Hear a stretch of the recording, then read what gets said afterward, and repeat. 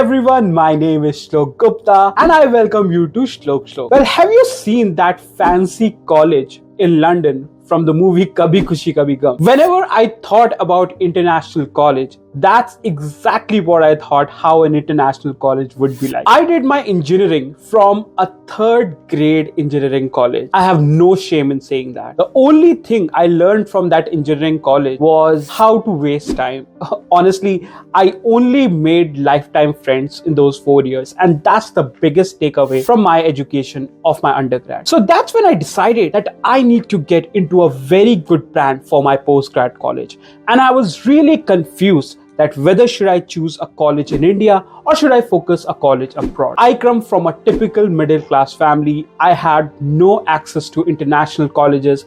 Nobody in my family had ever gone to outside India. So it was honestly a dream, but also a very big decision for me. I had to take a lot of factors under consideration. For example, cost of living, diversity, cultural shocks, what the tuition would be like. Will I be able to sustain away from my family? So after spending more than 2 years in United States and living for 25 years in India, I can tell you the difference between education in India and abroad. So this video, I'm going to give you some of the key takeaways from my learning that will help you decide that whether you should study in India or abroad. When it comes to career prospects, studying abroad can open a world of opportunity. Imagine living the American dream, rubbing shoulders with the cream de creme of the Silicon Valley, or making waves in Hollywood. If you are studying abroad, especially something like USA, there's a lot of opportunity that you can get hired to the top companies in the top countries anywhere in the world. It opens opportunity for everywhere. After your education, if you want to settle in India, then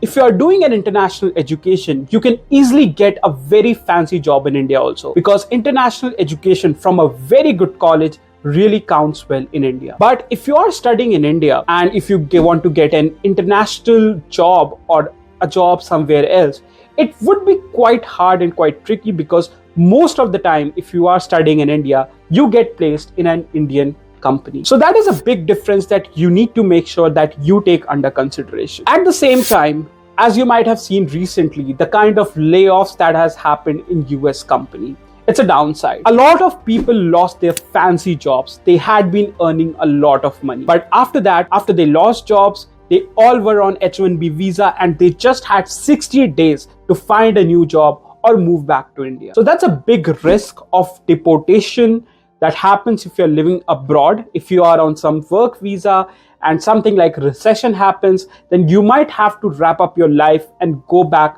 to your homeland. It is dependent on you whether you want to take that risk or not. Now, coming to the salaries, if you're living outside India, let me talk from the US perspective. If you have done something like an MBA or an MS, you will be able to earn in Indian rupees more than 1 crore easily if you are doing a good job. And soon enough, you will be able to grow faster in your career, and within 5 years, you would be earning more than 3 or 4 crore rupees easily every year. But if you are working in India, you might start your job by earning 30 or 40,000 rupees per month. That would be around like 4 or 5 lakhs per year. And after 5 years of experience, you might be earning 10 or 15 lakh rupees. So that's a vast difference when it comes to salaries. Of course, the cost of living is different in both the countries, but you cannot just deny the fact that there's a huge difference in salaries. And a lot of people who live outside India, they earn in US dollars and they of course spend a lot of money, but they send back to India as well, to their parents. Another thing is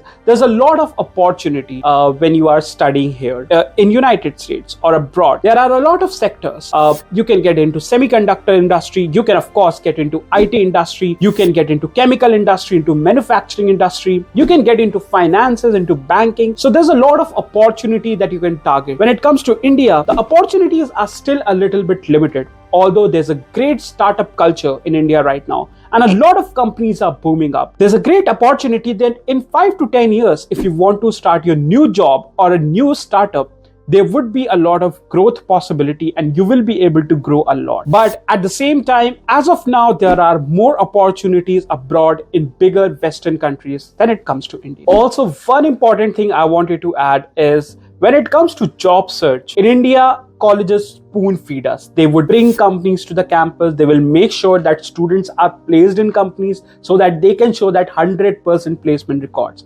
But in other countries, in Western countries, that's not how the norm is. You will have to find job yourself. The career centers at school would help you prep up for the job, will help you with resumes, with cover letters, helping you with interview practice, but you will be the one who will have to take active roles and find a job. So there's a risk there also. Now coming to the second factor, that is the cost of education. Definitely, the cost of education in a foreign country is a lot more than in India. I will give you an example. So if you are planning to do an MBA from an international college, you should make sure that you will be spending, without any scholarship, around at least rupees 1 crore on your education. If you are doing a same MBA program from an Indian college, you might be spending 20 to 30 lakh rupees. So there's a huge difference between the cost. Also, the cost of living is a big shocker. When I moved to United States, I was literally shocked just to look at when I saw the prices of everything. The apartment I live in, I used to live for like 8 or 9,000 rupees in a city like Hyderabad, which is a booming silicon town of India. But in United States, in a very small town, I have to pay 40 or 50,000 rupees as a rent. Let's take example of Maggie. In India, Maggie is of 15 rupees. The same Maggie you will find of 60 to 70 rupees in United States. So there's a great difference in cost of living, and especially when you move from India to United States. If you're not doing a job here and you are in your education phase,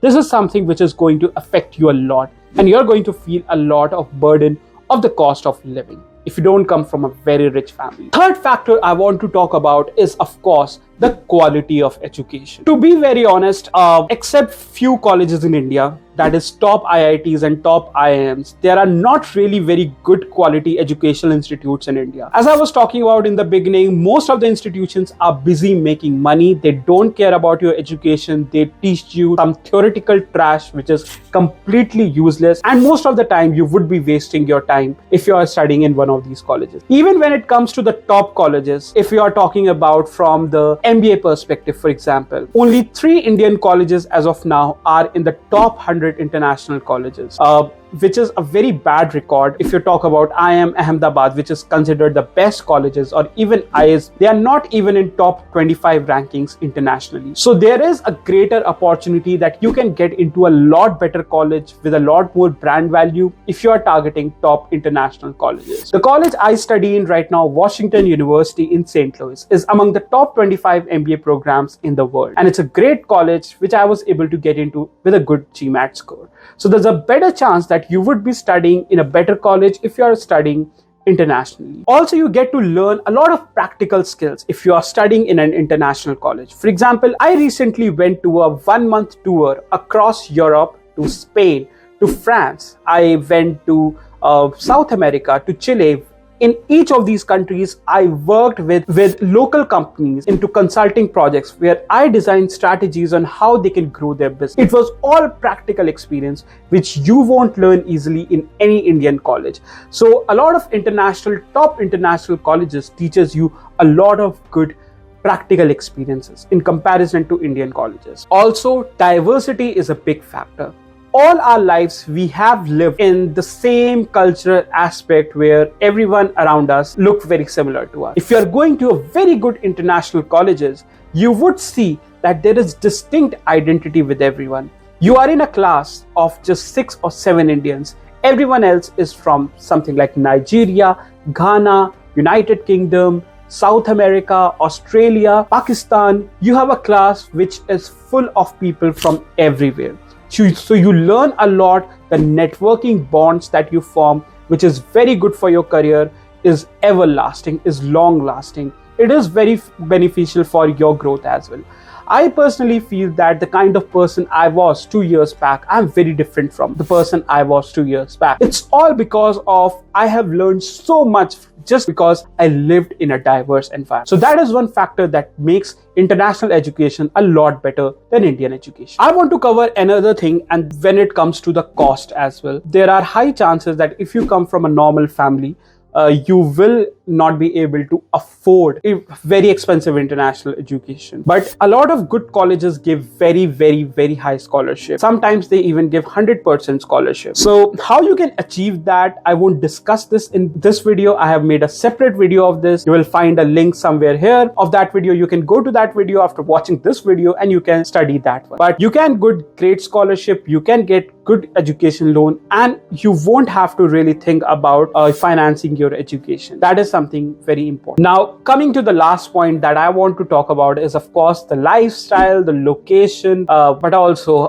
being away from the family. The good part is, if you are somebody who want to enjoy a new lifestyle, if you have lived a little bit in a Western environment, if you like to chill with friends, if you like to party, if you want to go out, if you want to have new experiences, want to eat in new restaurants, want to climb in some national forest to some hill, have great experiences, or just drive across the hill and see sea on the one side, just have all those international experiences.